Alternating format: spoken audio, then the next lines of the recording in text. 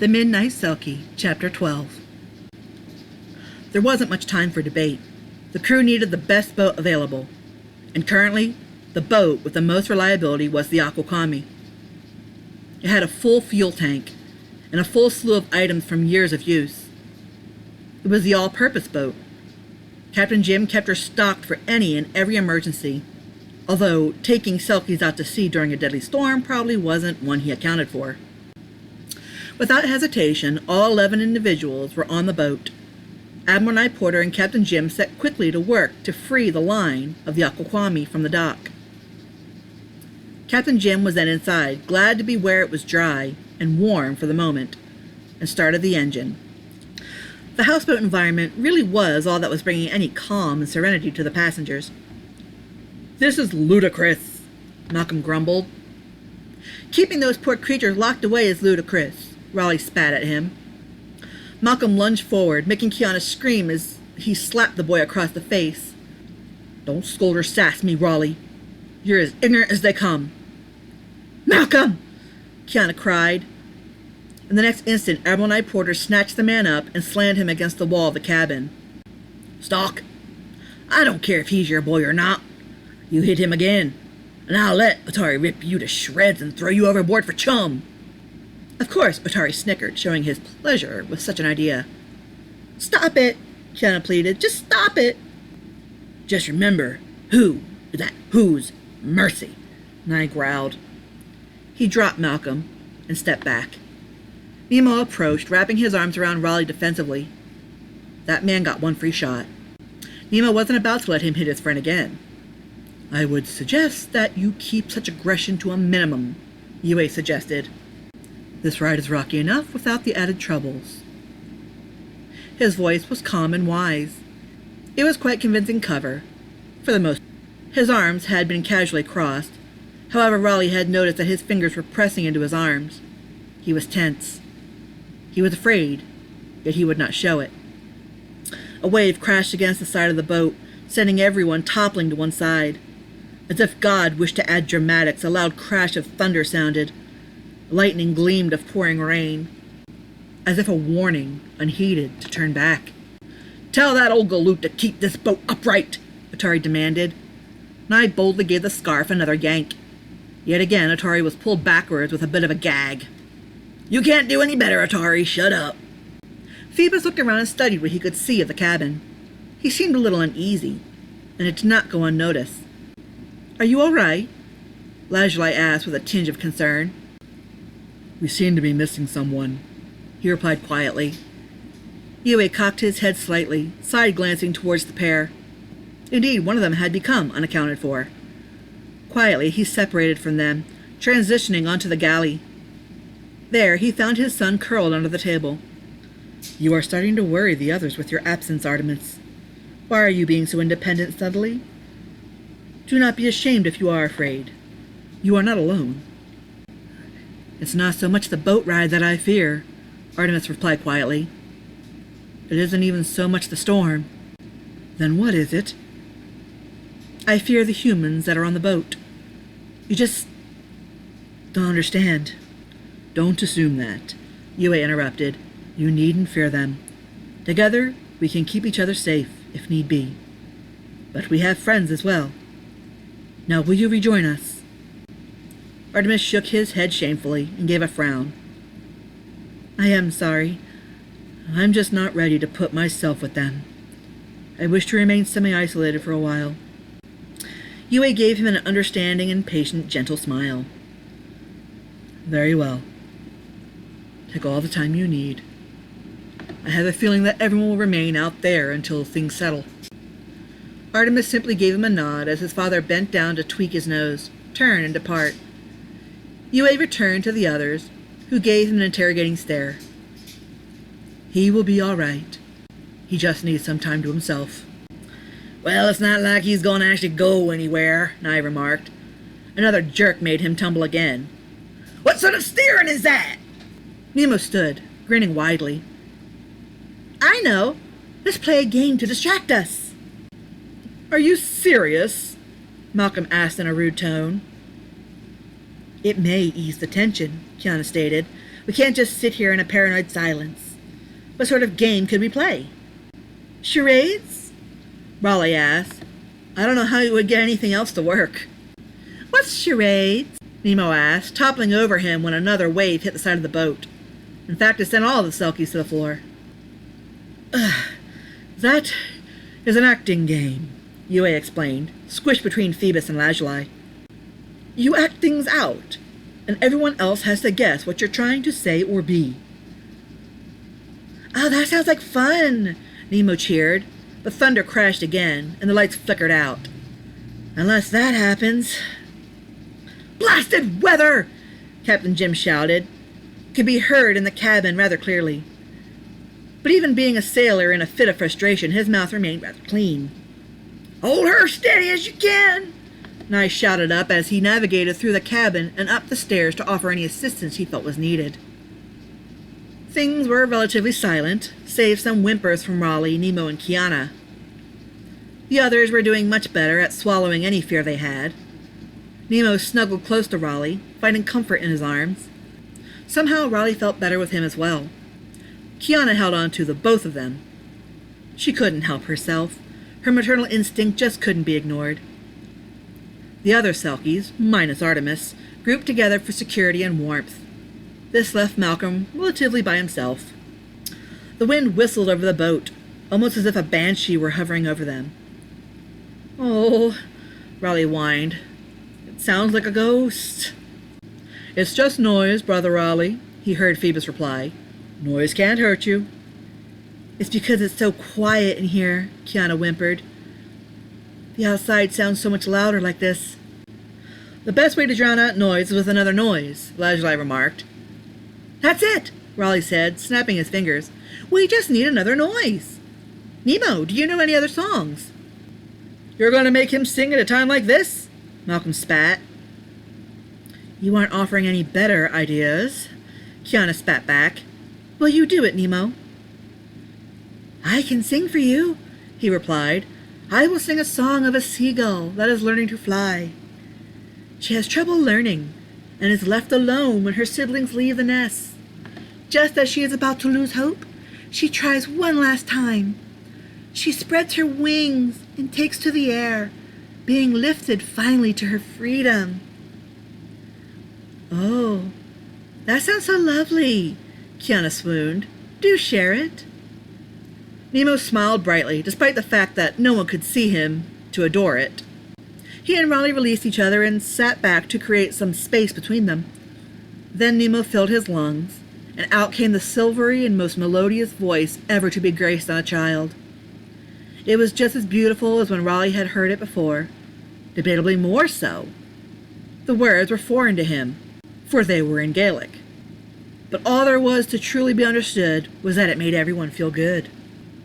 After a few minutes, one by one, the other Selkies began to join in his song as a chorus. Soon enough, even Kiana and Raleigh joined in with improvised hums. The mood was lightened and calm, despite the brutality enveloping the boat outside. Upstairs, Admiral Night Porter and Captain Jim stared into the blackness. It was impossible to figure out which direction they were heading. They were floating blind, unable to see the next wave. We can't keep sailing like this, Nye, Captain Jim shouted. We're committing suicide out here. Thinking like that will get you killed, Nye shouted back. Look on the bright side. Bright side? Who are you kidding? I'd kill for anything bright at this point. Admiral Night Porter forced a chuckle. I'm here. That's not much comfort, he spat. Nye grabbed the wheel, gave it a hard jerk as he yelled to him. This way, Morris! No argument was made. The wheel pulled to the left as both men forced it to the right with all their strength. They rode the massive wave in this manner, and tensed their muscles as they fought to maintain some sort of mastery over the boat. Wave after wave was fought in this way for a full 15 minutes, though it felt like an eternity. Finally, the boat slammed flat onto the water and knocked everybody off balance. The storm wasn't over, but for a moment, only one captain was needed to man the Aquaquami. Morris, Nye panted, this is the real workout. No kidding. Now how do you propose we find this Amphitrite if we can't even find our noses? How about an idea? Nye shrugged. An idea? What kind? A bright one? Captain Jim huffed out a sigh. He knew it. The Admiral was absolutely bonkers. And what do you propose I do with this bright idea? Got one? Yeah. Now what? As if by some ironic magic, the buzz and flicker of power zapped through the boat, and the lights came on. Both seamen squinted a moment as their eyes adjusted. Well, I'll be damned. It worked! Admiral Nye Porter laughed. Just when I think I have you figured out, Nye, you do or say something nutty. He replied to the captain's words with an amused chuckle. It took a long time to reach my level of insanity. He took a look towards the front of the boat and scowled suddenly. Your lady has fallen! Captain Jim was rather confused at first. He wasn't sure exactly what the Admiral was talking about. But he suddenly gasped as he saw the seahorse figurehead separating from the boat. The waves had beaten it mercilessly, and it was soon ready to give up. No! Not my seahorse! It'll take forever to find the paperwork to replace it! It's hard to find craftsmanship like that these days, Nye remarked. He then removed his coat and tossed his hat aside. What are you doing? Captain Jim demanded. Put your clothes back on. I'm not going to save her, he shouted as he took off his shirt and he revealed the clusters of curly white hair on his muscular chest. The faded tattoo of the Odyssey Ultimo was a glimpse of past glory days and a reminder of strength, determination, and endurance. What? Captain Jim squealed as Nye turned and clomped down the stairs. Nye, get back here! Are you crazy? He didn't respond. Nye! Still no response as Nye headed out. The fool! Kiana! Kiana, get up here! Obediently, Kiana answered to her father's call. She left the lower cabin and rushed to his side. What's going on? Take the reins, girl! That fool Admiral is going to kill himself unless someone with sense stops him! Dad, no, it's too dangerous out there. You could be killed too. Do as you're told, Kiana. Hold this bolt steady. I'm going out there with him. Kiana bit her bottom lip as she took command of the vessel.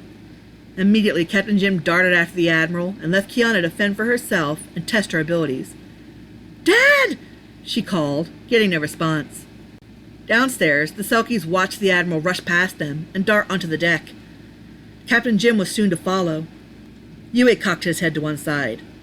What is going on? What is the rush? That fool is trying to save the seahorse! The captain shouted. Seahorse? Phoebus questioned.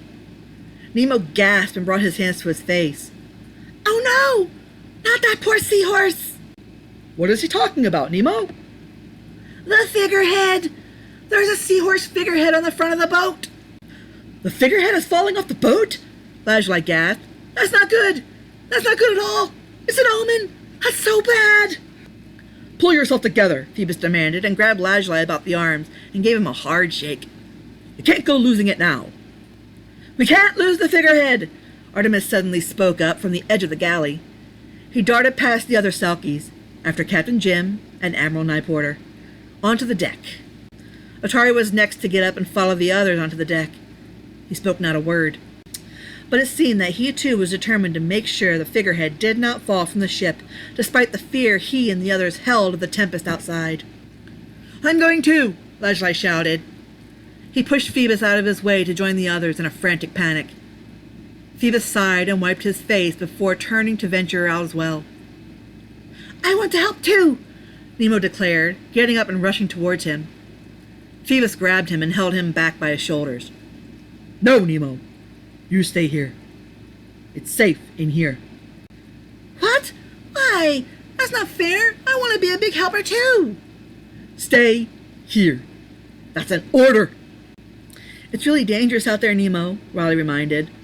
There won't be anyone to save you if you fall overboard, remember?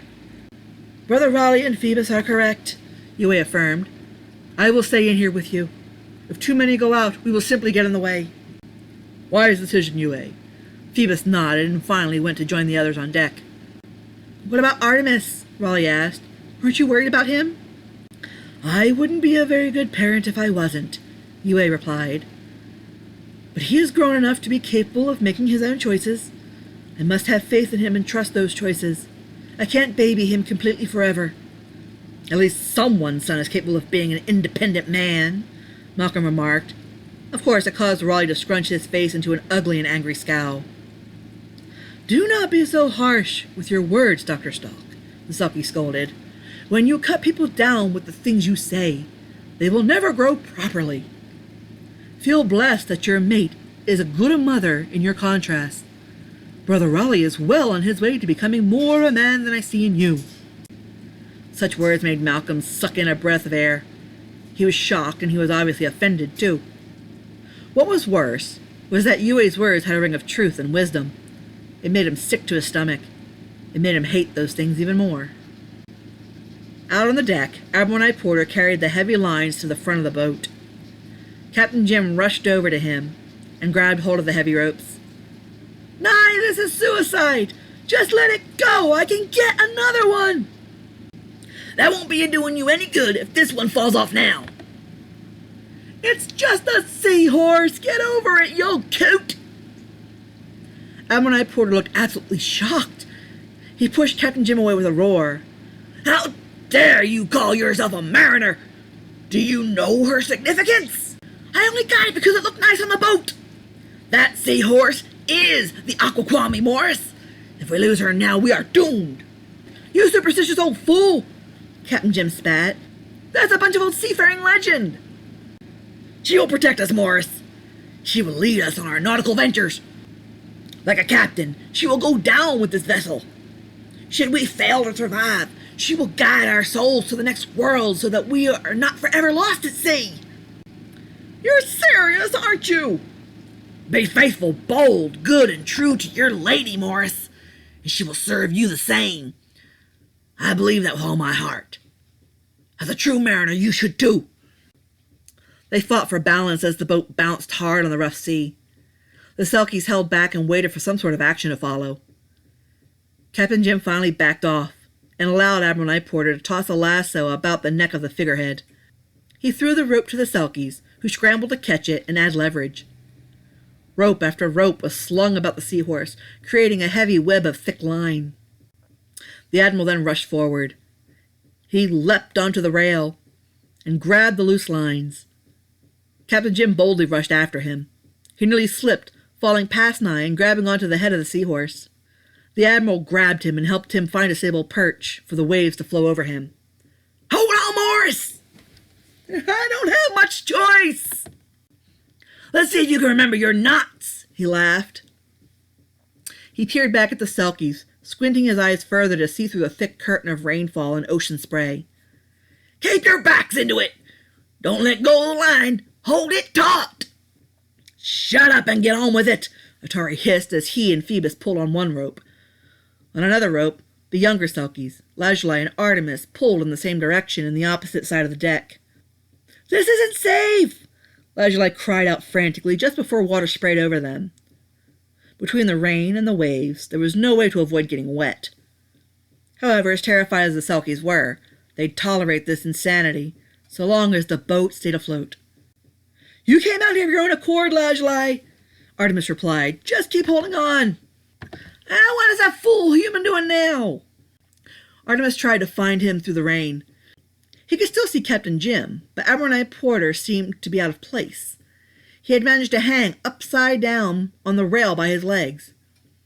From there, he was securing the figurehead with tighter knots in the middle and lower regions, subjecting himself to heavier abuse from the sea than the others. Captain Jim was feeding the line back and forth between the Selkies and the Admiral, unable to tie knots as tightly as Nye. He was also not as bold. He would not put himself in a position more vulnerable than his current. Tie the lines! Admiral Night Porter called up to the Selkies. Tie them good and tight! Do it now! Hearing him, despite the roar of the tempest, they turned around and began to pull the ropes tighter, taking up any remaining slack. Once no more give was given, they started to tie down the ends in tight and complicated knots. They then waited for further instructions and held tight to anything heavy to keep them steady. Morris! Nye called from his awkward position. Get back on deck! The sea is a-picking up again! What about you? He called back. Don't worry about me. Get back to your family. That's an order. Order? This is my boat. You seem to be forgetting that I not only hijacked it, but I also outrank you. Go, Morris, go! Unable to argue with the stubborn old man, Captain Jim looked around for the easiest route off the figurehead and back onto the boat. Getting on it was much easier by comparison, it seemed. How could the Admiral move about like some Spider-Man or human barnacle monkey at an age far exceeding that of his own? That old fool was already upright and holding onto the rails, dangling dangerously off the edge of the deck. Well, if Admiral Night Porter could do it, then he could too. Captain Jim began to maneuver himself to turn backwards. If he could face the boat, it would be easier to navigate his person back to it. As he leaned forward, now from his backwards position, the boat crashed into a rising wave and upturned the vessel. It was a painful strike to Captain Jim's behind, but also rolled him towards the rails. He grabbed on, but the water made the rails slick. One good crash of another wave and he was peeled from the boat with a yell and falling towards the violent Black Sea. The deadly impact never came. Captain Jim found himself suspended by the back of his coat. The tight grip was amazing. It boggled his mind that any man, let alone this old man, could sport such an iron grip. Admiral Night Porter had him. He held fast by one hand about the rail. The other hand had the captain. "Hold on, Morris, I got you." He let out a grunt and flexed his muscles, making his soaking tattoos dance as he pulled Captain Jim up with the outstanding, almost superhuman strength and slung him onto the deck. This sent the captain sliding along freely, but at least he was on the boat now. As Admiral Night Porter pulled himself on board, Atari saw an outstanding opportunity. He darted forward onto the middle of the deck towards Captain Jim. Phoebus, Artemis, and Lazuli gasped and watched with wide-eyed horror as their elder displayed such gall. "Atari, stop!" Phoebus called. "What are you doing? Come back!" "Is he crazy?" Lazuli shouted. "Atari!" Artemis called out. "Don't be a fool, Atari! Stop! Don't!" Atari did not listen. He continued towards Captain Jim until he was finally standing over him. He stood as steady as he could, using his leg muscles to maintain sea legs. Captain Jim peered up at him. He reached a hand up to him, hoping that he had come to assist him. "Help me! I'm having trouble getting to my feet with all this crashing!" To that, Atari grew a wicked grin. "Help you? Pathetic human. If it were me in your place, would you help me? You humans are so ignorant and selfish.